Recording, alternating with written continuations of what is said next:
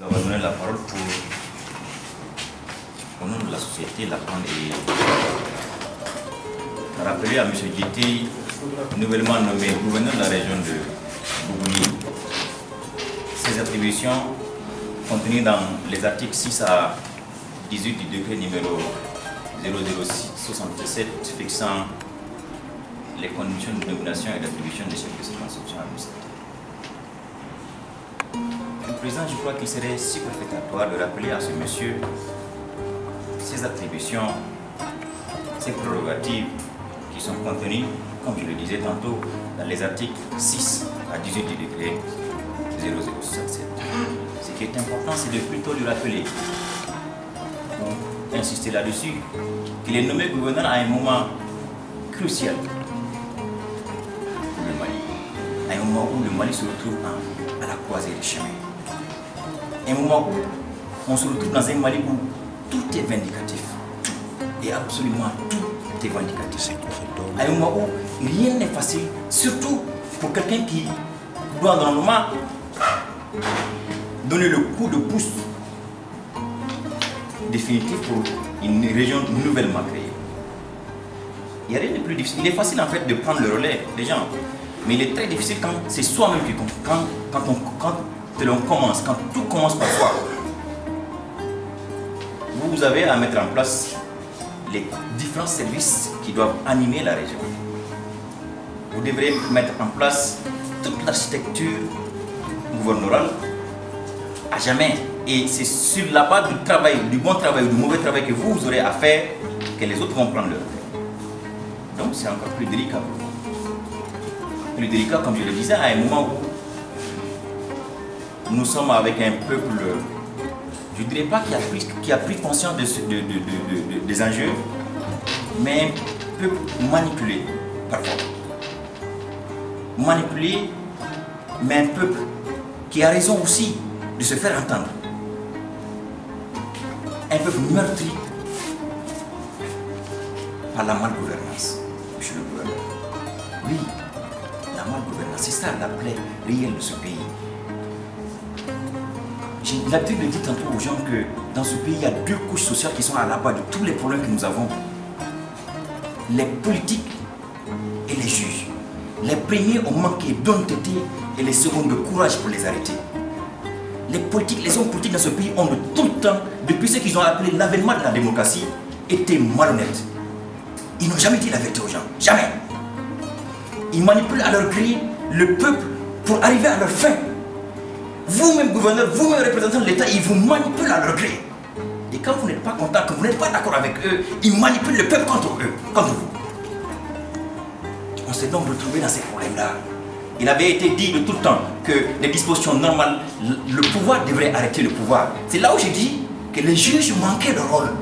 Ces politiques-là qui nous manipulent, ces politiques-là qui mentent, ces politiques-là qui ont fait montre de malhonnêteté auraient dû de tout le temps été arrêtés et mis en prison par les juges. Mais ils ont manqué ce courage-là. Monsieur le gouverneur, vous prenez fonction à un moment où, je dirais, pas seulement à ce moment-là en fait, mais en réalité bien avant. Depuis ce qu'ils ont appelé l'avènement de la démocratie, on a comme, avec malheur, constaté une culture de la prédation des deniers publics. Ils sont nombreux, agents de l'État, autres, monsieur en relation d'affaires avec l'État ou ses démembrements, à se délecter de nos maigres ressources. Il y a aussi des gouverneurs qui font ça. C'est-à-dire que vous-même, quand vous avez été préfet, vous l'aviez fait. C'est bien possible. On reçoit des choses pour que le peuple soit satisfait. On détourne ces choses-là à notre profit personnel.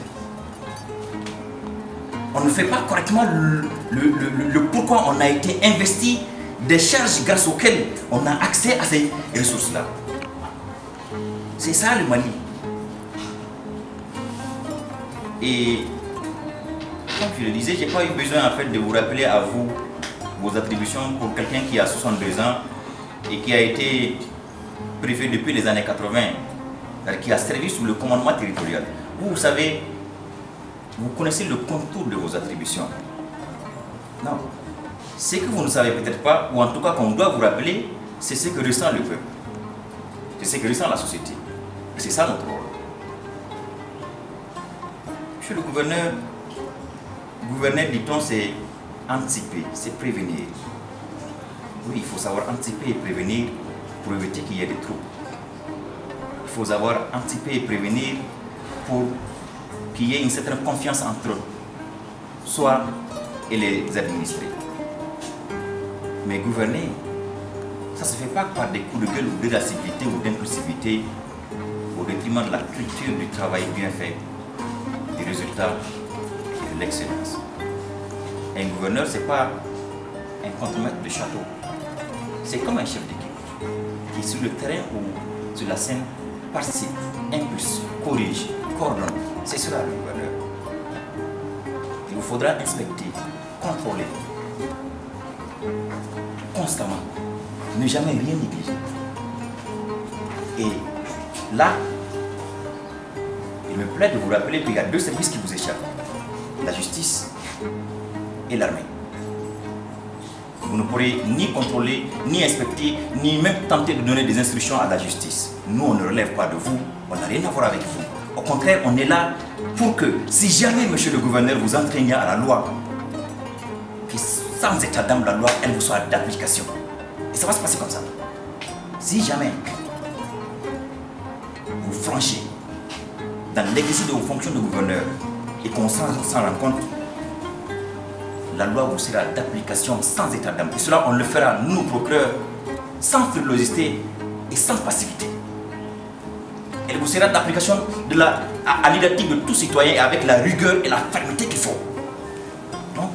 Et restez dans vos attributions et faites le pourquoi vous avez été nommé, faites le pourquoi vous avez inspiré confiance aux décideurs. Encore que ces décideurs-là, eux-mêmes, des fois, ils ne se soucient pas tellement de nous. De nous, agents, qui sommes sur le terrain.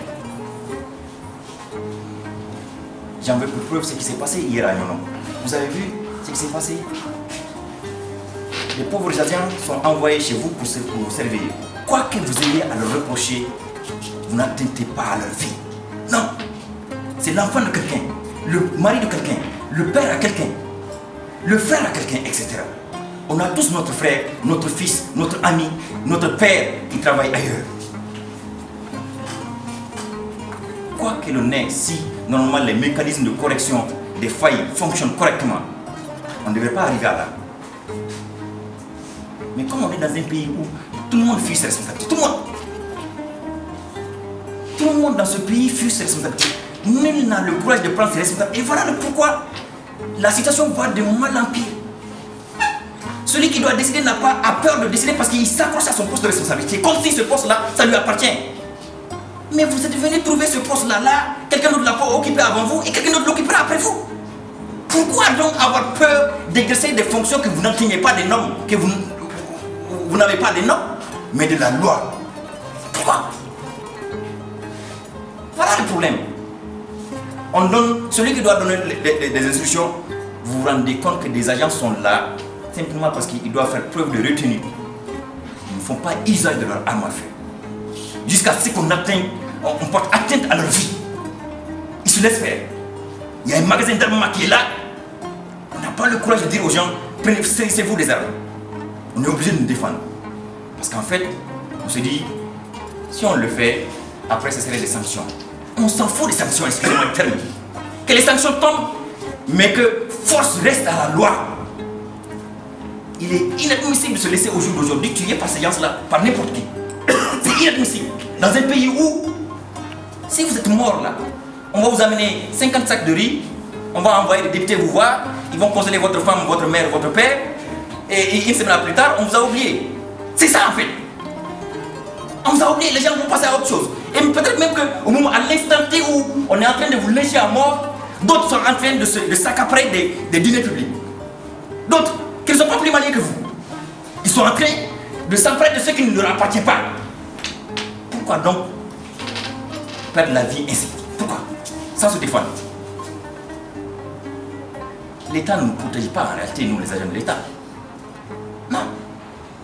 Ceux qui sont à Mako là, dans leur bureau climatisé et autres, ils ne pensent même pas à nous. Ils pensent que la vie, ça se limite, l'État même se limite à eux. Ils restent là-bas dans leur petit bureau, ils disent il faut aller faire ceci, il faut aller faire ça. Monsieur le gouverneur fait ceci, monsieur le préfet fait ceci, monsieur le procureur. C'est ça en fait. Des gens qui ne connaissent pas la réalité du terrain. Or, c'est le terrain qui commande, disent les militaires. Ils ne connaissent pas le terrain de la réalité du terrain et ils veulent nous en imposer. Certains n'ont même pas la culture de l'administration, certains n'en ont même pas. On est dans un pays où des gens sont responsabilités à des postes qu'ils ne méritent pas. Certains, si on appliquait correctement les choses, ils n'allaient même pas être plantons dans un département ministériel, à fortiori ministre. Pourtant, ça existe dans ce pays. Vous avez vu, et tous les Maliens l'ont vu, quand vous regardez souvent les conseils des ministres, vous allez trouver un président de la République avec des dictionnaires à côté.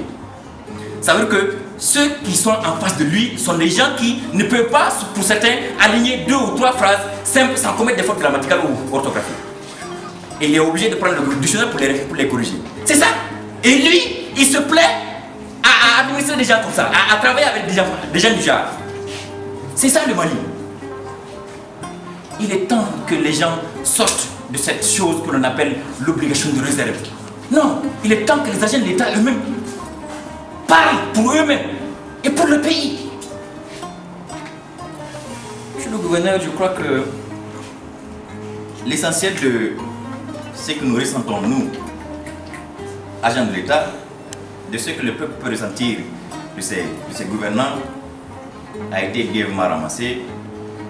Il nous reste à vous souhaiter bon chance de l'exercice de vos fonctions et vous dire que Bougouni compte sur vous pour être la meilleure région du Mali, sinon parmi les meilleures. En tout cas, Bougouni vous a réclamé, Bougouni vous a. J'espère que Bougouni prendra soin de vous. Parce que c'est ça aussi. Dans ce pays, on réclame les choses. Parce qu'il sera inadmissible après que les jeunes de Bougouni eux-mêmes aient manifesté pour demander que leur gouverneur vienne, qu'un jour, parce qu'il a posé tel ou tel acte avec lequel ils ne sont pas contents, qu'ils viennent dire on ne veut plus de gouverneur, on veut qu'il parte. Ça serait inadmissible. Parce que Bougouni ne saurait être une république dans la république, tout comme Nyono ne doit pas l'être. Nyono doit sentir passer la rigueur de la loi. Il doit être ainsi sur tout le territoire de la République. C'est comme ça. L'histoire rapporte que quand il a eu le coup d'État en 68, l'autre avait dit, Modibo Keïta, je crois que, il a dit, non, qu'aucun sang de Malien ne soit versé pour que je reste au pouvoir, tenez plutôt le flambeau Mali. Il se le haut, car le Mali de demain, c'est ainsi que vous en ferez. Le Mali de demain dont il parlait hier, lui, c'est celui que nous vivons aujourd'hui.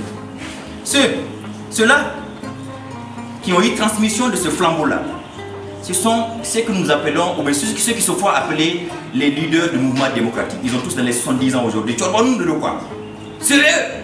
Qu'est-ce qu'ils ont fait avec ce flambeau-là qui leur a été transmis? Ils l'ont laissé tomber. Il s'est éclaboussé ce flambeau. Et regardez seulement l'état actuel du Mali. Ces gens-là, ils ont donc échoué. Ils ont échoué. Ils doivent tirer les conséquences. Ou bien nous, les jeunes, on devrait tirer les conséquences et les chasser. C'est ça. Il est donc inadmissible que l'on continue dans les belles phrases, dans les beaux discours, que l'on continue à nous approcher à nos postes de responsabilité. Moi, personnellement, pour que la République, je n'ai pas demandé à venir à Bougouni. S'ils veulent même des mecs qui me demandent de mes fonctions, ça ne me dit absolument rien. Tant que c'est légal, je ne dirai absolument rien. Mais quand ce n'est pas légal, je n'accepterai pas et je ne n'irai pas. C'est ça aussi. Restons derrière la loi. Que la loi soit d'application et vous verrez que les choses vont reprendre le chemin normal. Puisse Dieu vous aider à aider Bougouni.